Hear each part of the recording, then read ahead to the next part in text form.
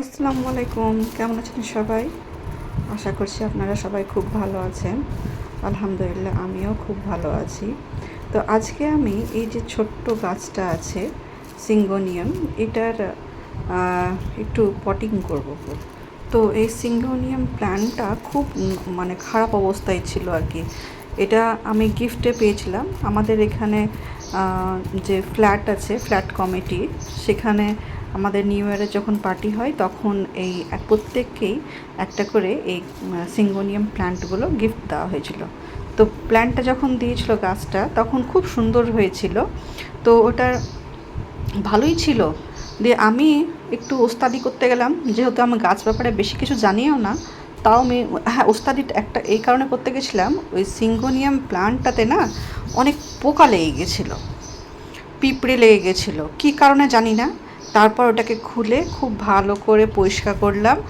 জটটার ভিতরে অবধি পুরো পোকা মানে ওই পিঁপড়ে লেগে গেছিলো। খুলে নিয়ে ভালো করে পরিষ্কার করলাম, করে নতুন জায়গাতে বসালাম। আর তার মধ্যে তখন বসানোর পর ওটাতে একটু চা পাতা দিয়েছিলাম আর দিয়েছিলাম নিম পাতা গুঁড়ো করে। কাঁচা নিম পাতাকে আমি গুঁড়ো করে দিয়ে দিয়েছিলাম।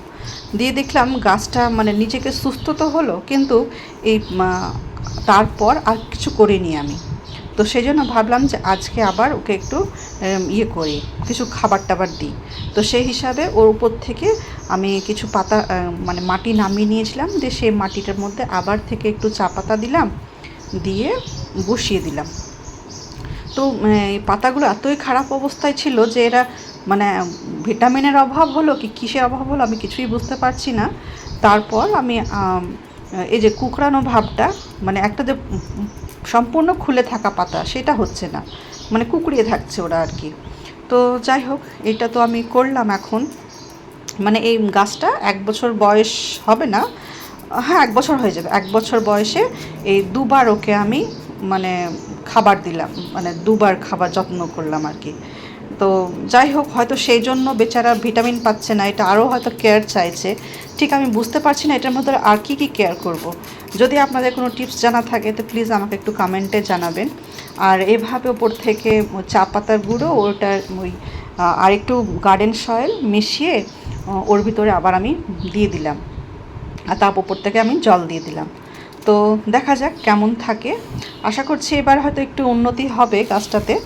আর এটা জানেন আমি কি করেছিলাম, এটা একটা পলিথিনের ওপরে আর ভিতরে আর ওই এটা হচ্ছে একটা পেনদানিতে আমি এটা শিফট করে দিয়েছিলাম আর কি। তখন যখন ওর বেচারার একদমই খারাপ অবস্থা ছিল গাছটার, সেই টাইমে ওকে ওর নার্সারি থেকে নিয়ে আসা যে কালো পলিথিনগুলো থাকে সেইভাবেই ওদেরকে পটিং করা ছিল আর কি। এবার সেটাকে খুলে আমি তাড়াহুড়োতে এই পলিথিনে দিয়ে দিয়েছি আর একটি পেনদানির ভিতরে রেখে দিয়েছি, যে দেখা যাক কেমন থাকে। যদি আমি কিছু ভুল করে থাকি প্লিজ আমাকে একটু কমেন্টে জানাবেন। আপনারা তো অনেকেই হয়তো বাগান করেন বা বাগানের সম্বন্ধে গাছের সম্বন্ধে অনেক কিছু জানেন, তো একটু আমাকে প্লিজ সাজেস্ট করবেন যে এটা কী করা যেতে পারে আর কি।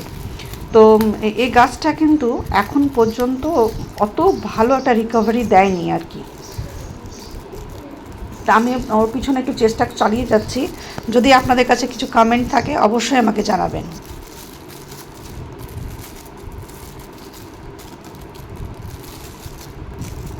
এটা তো খুব খারাপ লাগছিল দেখতে, সেই জন্য একটু আমি একটা রাবার ব্যান্ড দিয়ে ভালো করে জড়িয়ে এটাকে রেখে দিচ্ছি।